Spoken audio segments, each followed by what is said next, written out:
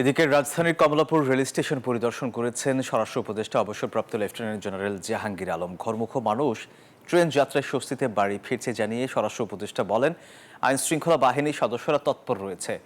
রাজধানীর Gabtali bus terminal পরিদর্শন করেছেন সড়ক উপদেষ্টা ফাউজুল কবির খান। এ সময় তিনি ঘরমুখ যাত্রীদের সাথে কথা বলেন। জনগণের হয়ে সরকারের সকল বিভাগ সমন্বিতভাবে কাজ করায় এবারে ঈদযাত্রা স্বাচ্ছন্দ্যে হচ্ছে বলে জানিয়েছেন সড়ক পরিবহন ও সেতু উপদেষ্টা মোহাম্মদ ফাউজুল কবির খান। বান্ডেল থাকলে প্রতি সেনমানিতে টাকা বাঁচবে। বিকাশ সেনমানি বান্ডেল কিনে জিতুন প্রতি লেনদেনে।